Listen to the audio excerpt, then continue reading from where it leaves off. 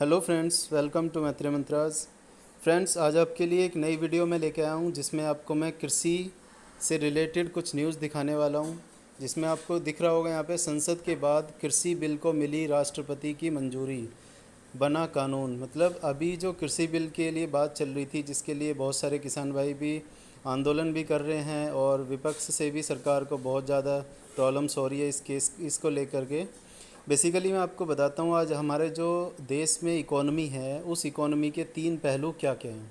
तो उसमें से पहला है हमारा एग्रीकल्चर सेक्टर, दूसरा है हमारा सर्विस सेक्टर और तीसरा है हमारा ये मैन्युफैक्चरिंग सेक्टर। ठीक है, तीन सेक्टर हैं। इनमें फर्स्ट प्रायोरिटी पे जो सेक्टर आता है जिससे हमारी इकोनॉमी चलती है वो है एग्रीकल्चर सेक्टर। एग्रीकल्चर के बाद सेकंड हमारा जो देश का सेकंड कॉलम बोल सकते हैं इकोनॉमी का, वो है हमारा सर्विस सेक्टर। और थर्ड जो है वो है हमारा मैन्युफैक्चरिंग सेक्टर।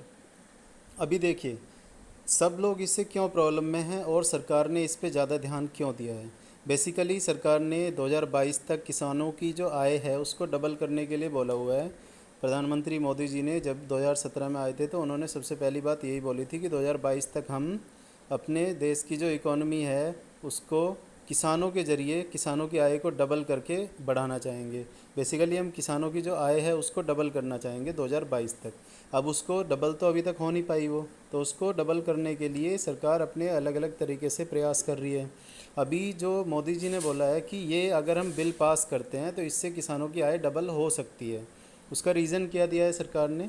रीज़न सरकार ने दिया है कि आप लोग किसानों को अगर देखेंगे तो वो मंडी में जाते हैं अपना अनाज बेचने या जो भी उसकी उपज है वो उपज को बाज़ार में लेके जाते हैं। वहाँ पे क्या है, बाज़ार में आपको मिलेंगे बहुत सारे दलाल। दलाल इन द सेंस जो वहाँ पे ब्रोकर हो गए एक तरह से।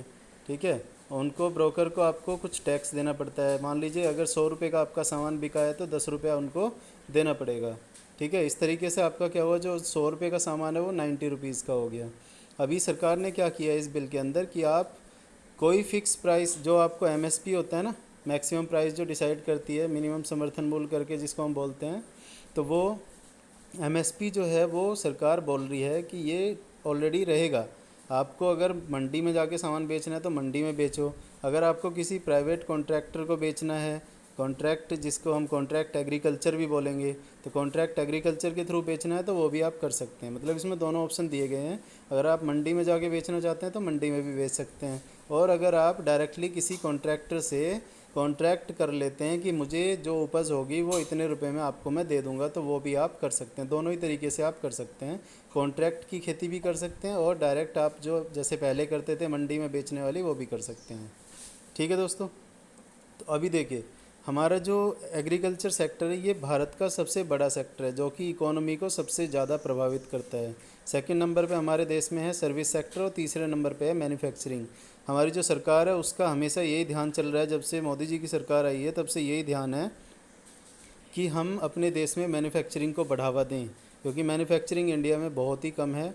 सबसे फर्स्ट नंबर पे एग्रीकल्चर है। अब हमें अगर इकोनॉमी को भी बढ़ाना है जल्दी से, और दूसरी बात किसानों को खुश करना है, तो उसके लिए बिल लाया गया। इस बिल में आपको अपनी जो राय है वो भी बतानी है कि आपको ये बिल में क्या समझ में आ रहा है, ये बिल सही लग रहा है किसानों के लिए कि नहीं लग रहा है, ये आप कमेंट बॉक्स में लिख के बता सकते हैं। ठीक है, और चैनल को सब्सक्राइब कर लेना क्योंकि और भी वीडियोज़ मैं आपको ऐसे दूंगा। हाँ, एक अपडेट ये थी कि अभी ये पिछला जो संडे था, पिछले संडे को ये उच्च सदन में पास हो गया था, और कल राज्यसभा लोकसभा सब में पास होने के बाद कल संडे को हमारे जो देश के राष्ट्रपति हैं रामनाथ कोविंद जी, तो उन्होंने भी इस पे मोहर लगा दी है। तो ये अभी भारत में कानून बन चुका है।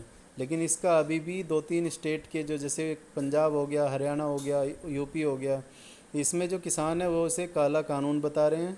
तो आप इसमें भी अपनी राय ज़रूर दीजिएगा कि कितने लोगों को ये काला कानून लग रहा है, कितने लोगों को नहीं लग रहा है। ठीक है, तो इसमें ज़रूर अपनी राय रखिएगा। उसके बाद इसको जो बोला गया है ना, इसको कृषक सशक्तिकरण व संरक्षण बिल बताया गया है। मतलब खेती जो करते हैं लोग, किसान लोग हैं, उन लोगों के लिए ये संरक्षण का काम करेगा और उनकी आय को दुगना करने में किसानों की मदद करेगा, ऐसा सरकार के द्वारा बताया गया है। तो इन सब चीज़ों पे अपनी अपनी राय ज़रूर दें, जिससे कि लोग जो किसान लोग अपना लगे हुए हैं धरने प्रदर्शन में या जो भी रीज़न है उस पर क्लैरिफिकेशन हो सके कि वो सही है कि गलत है। ठीक है, क्योंकि सरकार तो सब चीज़ को सही बताएगी, अगर वो पास हो रहा है सदन में तो वो सही ही बताएगी। ठीक है, हम लोगों को अपनी तरफ से क्या राय देना है वो देखिए। तो बाकी मिलते हैं नेक्स्ट वीडियो में, तब तक के लिए गुड बाय।